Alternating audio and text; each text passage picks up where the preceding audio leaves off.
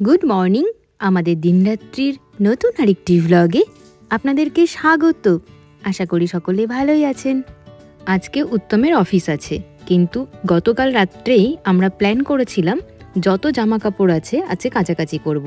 আমাদের নয়, পুজোর জন্য কিছু টাওয়েল কাপড় এগুলো সব আলাদা করে রাখা থাকে। বছরে এই লক্ষ্মী পুজোর সময় আমি সেগুলো বার করি। রান্না করার সময় কাজে লাগে টাওয়েলগুলো। দেখেছিলেন আপনারা যে ওই সাদা কিচেন স্ল্যাপের ওপরে আমি ওই টাওয়েল পেতে তারপরে কাজ করছিলাম। তাহলে যেটা হয় যে কিচেনটা পরিষ্কার করতে না সুবিধা হয়, দাগ হয়ে যায় না।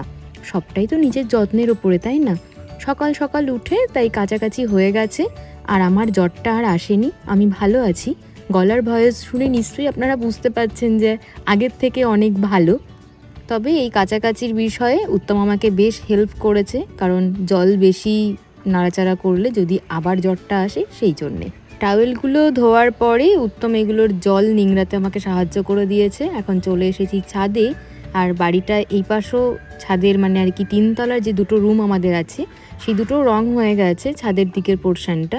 তো সেই দিকেই আমি মেলে দিলাম, কারণ ছাদের যে দড়িটা আমাদের টানানো থাকে সেটা এখন খোলা আছে। কিছু ওই ডেটোর কাজ বাকি রয়েছে সেই কারণেই। যাই হোক, ছাদের কাজ তো হয়ে গেল। উত্তমকে খাবার দিয়ে গিয়েছিলাম, ও স্নান করে খেয়ে নিয়েছে, এখনও অফিস বেরোচ্ছে। আজকে ওকে একটা গুরুত্বপূর্ণ কাজ আমি দিয়েছি। কি কাজ দিয়েছি ব্লগের সাথে থাকুন, আপনারা নিশ্চয়ই দেখতে পাবেন। এই দেখুন, হেলমেট ভুলে গেছে। প্রত্যেক দিন হেলমেট না হলে চশমা না হলে চাবি, কিছু না কিছু ও ভুলবেই। যাই হোক, ও ভালোই বেরিয়ে যাক। আজকে তো অনেক রকমের মিস্ত্রি আসবে, আগের দিন ব্লগে আপনাদেরকে বলেছিলাম। মানে সবার আগে আমি কাঁচের মিস্ত্রিকে ডেকে পাঠিয়েছি, কাঁচগুলো খোলা রয়েছে, উনি এসে ঠিকঠাক করে লাগিয়ে দিয়ে গেলে পারে আমার শান্তি। কারণ এখন তো বৃষ্টি হচ্ছে ফ্রিকোয়েন্টলি, আর এই জলটা চলে আসছে সিঁড়ি দিয়ে ভেতরে। আর সবথেকে বড় কথা, 3 তলায় ওঠার যে সিঁড়ির কর্নারটা রয়েছে সেখানে আমাদের এমার্জেন্সি অর্থাৎ ইনভার্টারটা রয়েছে। গতকাল তো বৃষ্টির জল ওই দিক দিয়ে এসে ইনভার্টারে লেগেছে। উত্তমকে বললাম কি কোনো অসুবিধা হবে, বললো না, খুব একটা অসুবিধা হওয়ার কথা নয়, তবে একটু সাবধান রাখলেই ভালো। যদি বৃষ্টিটা খুব জোরে আসে তাহলে আমাকে বলেছে একটা পলিথিন দিয়ে দিতে। যাই হোক, এই কাকু তো চলে এসেছেন। দেখুন কতটা বয়স হয়ে গেছে, এখনও এই সমস্ত কাজ করছেন। আর উনি আমাকে ডাকছেন জানলা দিয়ে কাজটা একটু ধরে দেওয়ার জন্যে। মানে খারাপও লাগে, কি বলবো বলুন তো। জানি না ওনার সন্তান সন্ততিদের কি বিষয়, যাই হোক। তবে এই বয়সে এই কাজকর্ম ভীষণ রিস্ক। এই যে দড়িটা উনি এখান দিয়ে গেলেন, বাইরে গিয়ে মই বেয়ে উঠে কোমরের সাথে ওটা সাপোর্ট নেবেন, তারপরে কাছে আঠা লাগাবেন। কাজগুলো ভেতর দিয়ে সেট করলেও আঠাটা তো আপনাকে বাইরে দিয়েই লাগাতে হবে, তাই না? যাই হোক, ওই দিকের কাজ তো হচ্ছে, আমি এদিকে খাওয়া দাওয়া করে নিচ্ছি। স্নান করিনি, তার কারণ বাড়ি পরিষ্কার করতে তো অনেকটা সময় যাবে, মিস্ত্রিরা সব বেরিয়ে যাবে, তখন আমি একবারে বাড়ি পরিষ্কার করে বিকেলবেলায় স্নান করে নেবো। আর এই দেখুন কে এসেছে, বহুদিন পরে এদের দেখা।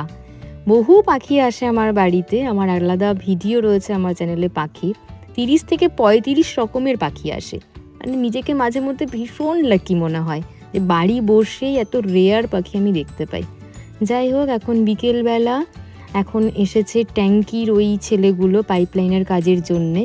তো ওরা কাজ করছে, কিন্তু দেখেছেন কীরকম বৃষ্টি শুরু হয়ে গেছে আর হাওয়া চলছে। আমি আর এখানে বেশিক্ষণ দাঁড়াবো না, নিচে যাই। তবে ওদেরকে একটু বুঝিয়ে দিয়ে গেলাম কি করতে হবে না হবে।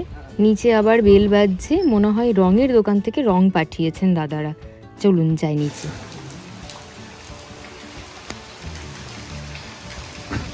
ঠিক দেখেছি, কারণ ছাদ থেকে আমি বুঝতেই পেরেছিলাম টোটোটাকে দেখে।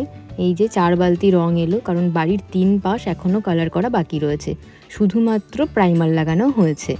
এদিকে আবার উত্তম ফোন করেছে, তিনি আবার প্যান্টালুন্সে গিয়েছেন। কেন গিয়েছে সে কথা আপনাদেরকে বলছি। চলুন, উত্তম প্যান্টালুন্সে যাচ্ছে, তার সাথে সাথে আমি এবং আপনারা সকলে মিলেই যাই ভিতরে। এক পুচকের জিনিস কিনতে হবে। এই জিনিস না কেনার জন্য আমি পুচকেকে দেখতে যেতে পারছি না। পুচকে জন্ম নিয়েছে আজ প্রায় 12-13 দিন হয়ে গেল, আমার যাওয়া হয়নি। ওকে আর পুচকে বলছি না, ওর নাম ইরা, ওর বাবা রেখেছে। ইনিশিয়ালি নামটা রাখা হয়েছে, তো আমি ইরা বলেই বলছি। ইরার জামা কিনতে এসেছি। ইরা হচ্ছে বেবি গার্ল। আপনারা চেনেন মৌমিতাকে, আমার কলিগ, আমার ছোটবেলার বান্ধবী। তার ঘরে মা এসেছে কোল আলো করে। আমাকে ফোন করছি, কথা বলে দাও, আমি তো বুঝতে পারবো না, ঠিক আছে? ভিডিও কলে ওর সাথে আমি জামা কিনছি পুচকের। আমি যে জিনিস চাইছি তা খুঁজে পাচ্ছি না। এই যে সামনে হট প্যান্ট আর তার সাথে একটা টপ পেছনে রয়েছে, এটা খুব পছন্দ হয়েছে। টপটা একটু ঢিলা ঢিলা, টপটা ভিডিও কল করবো। Thank you. যাই হোক, অবশেষে একটা ড্রেস পছন্দ হয়েছে, ভীষণ সুন্দর, আপনাদেরকে অবশ্যই দেখাবো। উত্তম এখন বাড়ি ফিরছে। আজকে উত্তমের জন্য আমি ভীষণ খুশি, কারণ এই ফার্স্ট টাইম ও একা একা ব্লগিং করেছে। যাই হোক, 1 মিনিটের কন্টেন্ট ও ক্রিয়েট করেছে, আমি খুব খুব খুব খুশি। আর ওকে একটা জিনিস আনতে বলেছিলাম, ও নিয়ে চলে এসেছে। এটা রাখবো, তবে এটা এখনই খাবো না, আমার ভীষণ খিদে পেয়েছে আর রাতে খাবার বানাতে আমার ইচ্ছে করছে না একেবারেই। আর উত্তমের আছে একটা নিমন্ত্রণ, তা ওকে বললাম যে তুমি তাড়াতাড়ি ফ্রেশ হয়ে নাও, দুজনে মিলে আজকে এই বড় কাজটা কমপ্লিট করি, না হলে এইভাবে আর কতদিন, 2.5 দিন তো হয়ে গেল, 2.5 দিন আমাদের রাখতে হয়, তো হয়ে গেছে 2.5 দিন, আজকে দুপুরেই 2.5 দিন কমপ্লিট। তো আজকে এটা পরিষ্কার করে দেবো, তাহলে এই জায়গাটা পরিষ্কার হয়ে যাবে।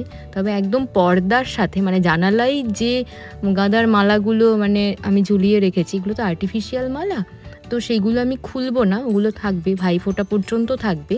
ভাইফোঁটার তো আবার একটা ডেকোরেশন রয়েছে, কালী পুজোর রয়েছে, সেই জন্য ওইগুলো আর খুলবো না। শুধু আজকে এই জায়গাটা ক্লিন করব আর ব্যাকড্রপটা পুরো খুলে দেবো। এর আগে একটি ব্লগে আমি আপনাদেরকে বলেছিলাম যে কি করে বাড়িতে ধূপ বানায় বা ধূপের যে কাপগুলো হয় সেটা কি করে বানায়, সেটা আমি আপনাদের সাথে শেয়ার করব। তবে আমি ভেবেছিলাম এই ফুলগুলো আমি কাজে লাগিয়ে নেব, কিন্তু আমার শরীর খারাপের জন্য ফুলগুলোকে আমি ভালো করে দেখভাল করতে পারিনি, মানে ফুলগুলোকে তুলে একটু ছাড়িয়ে রোদে দিতে হতো, সেটা হয়নি, সব পচে গেছে। তো এই পাপড়ি দিয়ে হবে না, তাই আবার যখন বাড়িতে মালা আসবে বা কোনো ফুল আসবে, সেইগুলো আমি ব্যবহার করে আপনাদেরকে এই ধূপ কাপ বানানোর পদ্ধতিটা শিখিয়ে দেবো।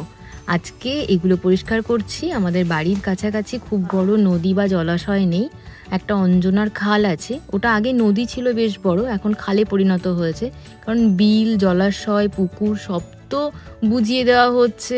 মানে কি বলবো, জনসংখ্যা উত্তরোত্তর এত বৃদ্ধি পাচ্ছে যে মানুষ বসবাসের জন্য খাল, বিল, পুকুর, যেখানে যতটুকু জলাশয় আছে বুঝিয়ে দিয়ে নিজেদের বাসস্থান তৈরি করছে।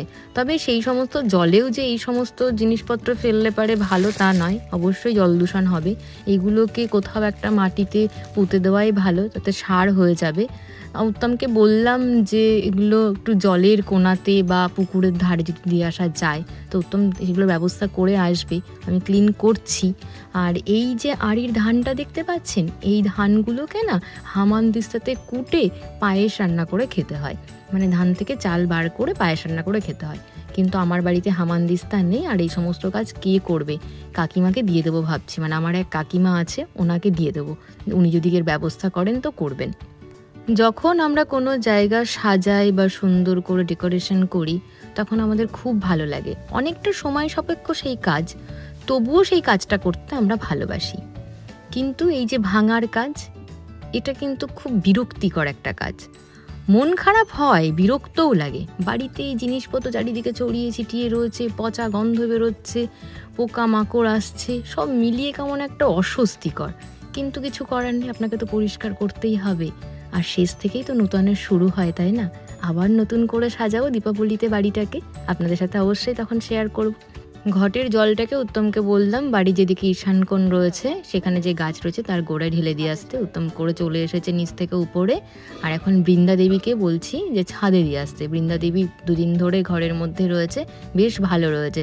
ছাদে অনেকটা রোদে না আমার এই তুলসী গাছটা ঠিকঠাক থাকে না, পাতাগুলো লাল হয়ে যায়, তাই ভাবছি ওকে মাঝে মধ্যে ঘরে এনে রাখবো আর মাঝে মধ্যে ছাদে দিয়ে আসবো। ঘরে 2 দিন থাকাতে না গাছটা সুন্দর হয়েছিল।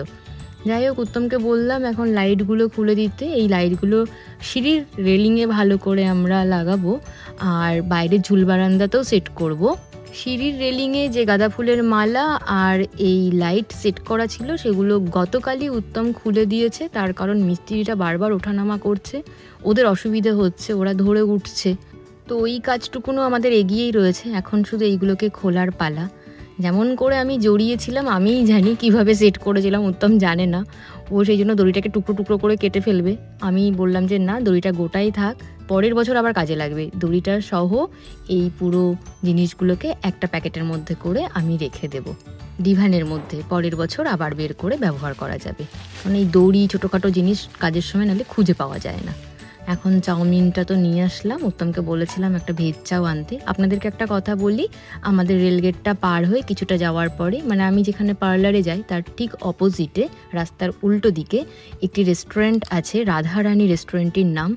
ওখানে মায়াপুরের প্রভুরাই আর কি রেস্টুরেন্টটা করেছেন, মানে ওখানকার দীক্ষিত তারা আর কি। তো সমস্ত নিরামিষ খাবার দাবার পাওয়া যায় ওখান থেকে আমি আনিয়েছি। এটা আমার আর উত্তমের জন্য খুব ভালো খবর, খুশির খবর। মানে আমরা চাইলে এই সমস্ত খাবার দাবার এনে বাড়িতে খেতেই পারি। যাই হোক, আমি খাবারটা নিয়ে নিয়েছি। তবে একটা ভুল হয়ে গেছে, আমি মুখে দেওয়ার পরে আমি উপলব্ধি করেছি যে এটা ঠান্ডা হয়ে গেছে। মানে আমার মাথাতেই নেই কাজ করতে করতে সেই কখন এনে রেখেছে নুডলসটা। ঠান্ডা তো হবে, এটাই স্বাভাবিক, একটু ফ্রাইং প্যানে গরম করে নিলেই হতো। উত্তম বেরিয়ে গেছে, ও বললো এসে খাবে। আমার এত খিদে পেয়েছে, পেট আর মানছে না, তাই আমি খেয়ে নিচ্ছি। ও আসলে ওরটা আমি গরম করে দেবো। তবে বললো বেশিক্ষণের কাজ নেই, 10-15 মিনিটের কাজ, কারণ বন্ধুরা কী সব আয়োজন করেছে, তো সেগুলো খাবে দাবে চলে আসবে, মানে কফি পিৎজা এই সমস্ত কিছু। তো চলেও এসেছে, তো ওর খাবারটা আমি গরম করে ওকে দিয়ে দিচ্ছি। যাই হোক, আজকের ব্লগটি ভালো লাগলে প্লিজ প্লিজ প্লিজ একটা লাইক করে দেবেন। আজ আসি, দেখা হচ্ছে পরের আরেকটি নতুন ব্লগে। শুভরাত্রি।